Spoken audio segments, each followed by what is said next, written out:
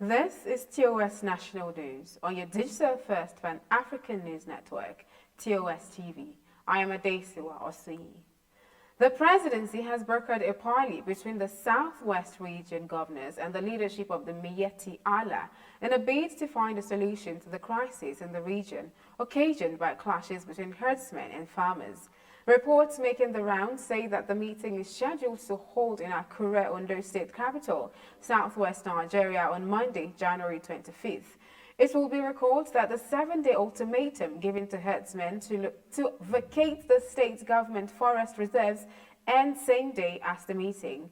Top government source in one of the southwest states said the presidency has been disturbed with the turn of events in the southwest and has secretly directed the leadership of Miyetti Allah to hold an urgent meeting with governors of the region. The source said the presidency noticed the determination of Ondo State government and Rotimi Akeredolu to execute the ultimatum to the latter and had to design a way to appeal to him and the Southwest governors before the ultimatum ends. Ondo State Chairman of Miyetti Allah, Alhaji Bello Garba, confirming the meeting to newsmen on Sunday, said the national leadership of the body have arrived in the state capital for the peace meeting. Garba said, the meeting is to find peace and lasting solution, and I am optimistic that the interface between the Southwest governors and Miyetti Allah will engender the restoration of the most desired peaceful coexistence, unity and development in the region. The Miyetti Allah Kotal Hore, a functional headsman group, has called on the Muhammad Buhari-led federal government to restructure the country and allow Fulani to go their separate way. The demand was made by the National Secretary of the Headsman Group, Saleh Al-Hassan, in an interview with The Punch on Sunday. According to Al-Hassan, headsmen were being marginalized in the country and that it was best if they were on their own, where they would be protected. The Miyetti Allah scribe noted that it was wrong to punish a group of people for the sins of some. He said, and I quote, "We don't support crime, so I am not saying there are no Fulani that are criminals. There are, like other tribes, but don't destroy their profession. It's not good for the country. If everything bursts, it's to the advantage of the headers because we are not even enjoying the federation. We are even bidding for the restructuring of the country. Let every part go so we can say this is where we are. As it is now, there's no form of marginalization we are not seeing in this country. Everywhere we have been marginalized. You think we'll accept Nigeria where we don't have access to land to feed our animals, and you think there will be peace?" Sunday Igbo, the trending Yoruba youth leader and activist who gave Fulani headsmen quit notice in Igangan, Ibarapa local government area of Oyo State, has shared an update after his meeting with State Police Commissioner Ngozi Onadeka. Sunday Igbo went to meet with the commissioner despite the order for his arrest from the Inspector General of Police. The activist was captured while addressing a crowd of young people on Sunday, January 24, wearing the same French suit he wore on Friday when he first went viral. Sunday informed that crowd that he came back to report to them after having a successful meeting with police commissioner and the area commander. According to him, he met with the police commissioner Ngozi Onadeko and her deputy and was not arrested, despite the order of Oyo State Governor Seyi Makinde. He said he got assurances from the police on the security of the area, and in turn, he appealed to the people to cooperate with the police area commander and other policemen. He said from now on, more policemen will be drafted to the area to maintain law and order. Also, the Commissioner of Police will be visiting the town and other towns to assure the people that there will no longer be kidnapping or killings by Fulani headsmen. The Defense Headquarters says the air component of Operation Thunderstrike has neutralized several armed bandits at Chikwale Forest in the Mangoro area of Chikun local government area of Kaduna State. Major General John Enenche, coordinator Defense Media Operations, disclosed this in a statement on Sunday. Enenche said the operation was conducted on Saturday following credible intelligence reports indicating the significant presence of bandits in the area, about 20 kilometers west of the Kaduna-Abuja highway. The coordinator said many of the bandits were neutralized in the strikes, while some escaped with various degrees of injuries. He added that aerial surveillance missions were being intensified in coordination with ground troops to locate the fleeing bandits. You are watching your digital first Pan-African news network, TOS TV. Do stay with us as we bring more stories your way.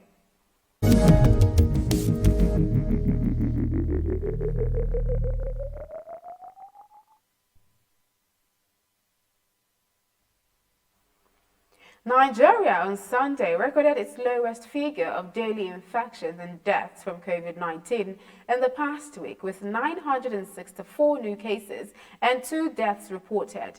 Lagos led with 360 new cases on Friday, followed by the FCT with 88 new infections. Sunday's 964 new cases, which indicated about 40% decrease from the 1,633 infections recorded on Saturday, took the total number of infections in the country to 121,566.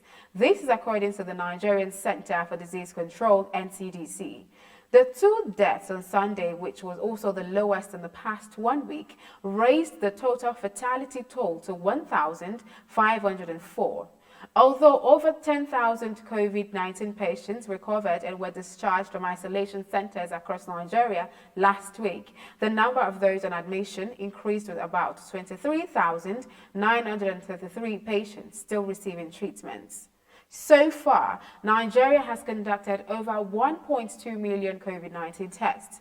Nigeria is yet to begin COVID-19 vaccination as the country expects its first batch of vaccines by the end of January.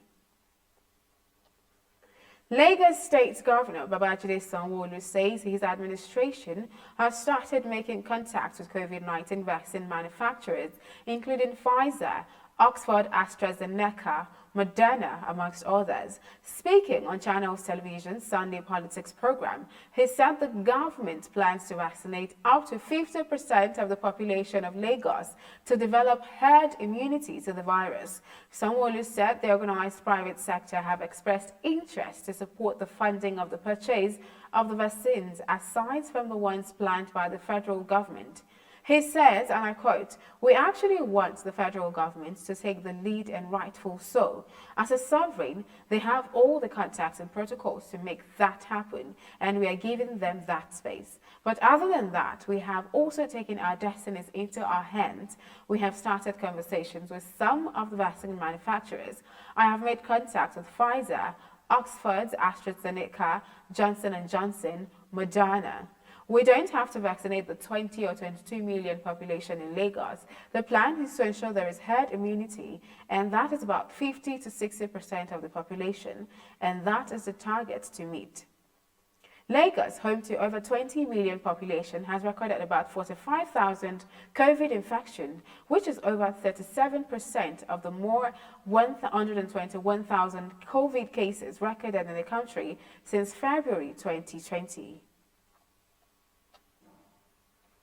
The Kano State government has administered the oral polio vaccine to over 3.24 million children less than 5 years. The house-to-house exercise, according to the Commissioner for Health, Aminu Ibrahim, is taking place across the 44 local government areas.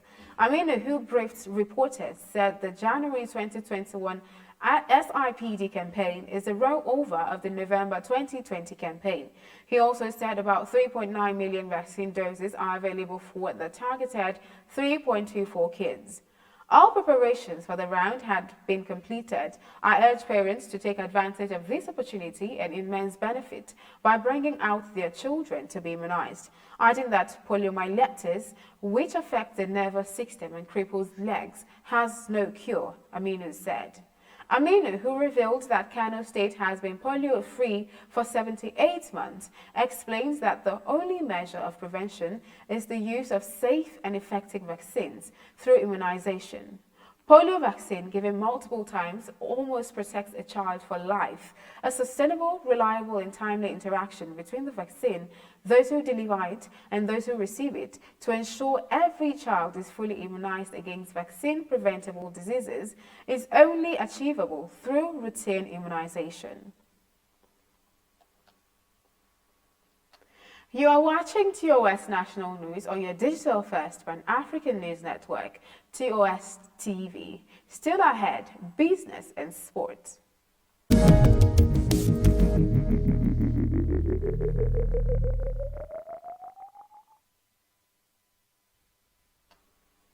Welcome back.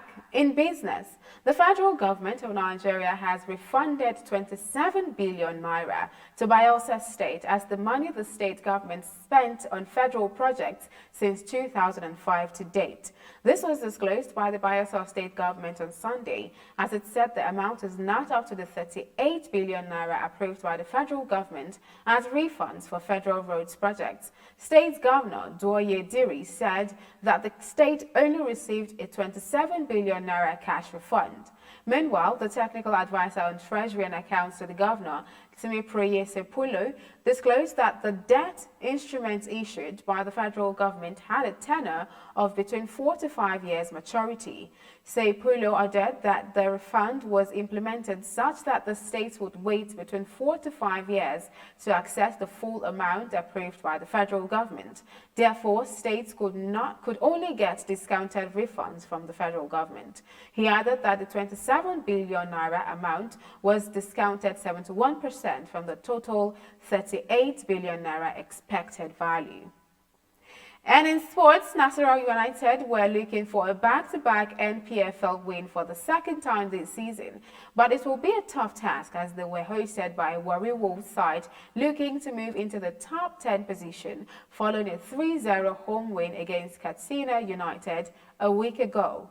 The hosts made a flying start and it took them just 21 minutes to land the first blow as Uche Hirahulam benefited from a Jumbo Wisdom's cross to head home from a close range beyond the reach of Danlami Umar in goal for United.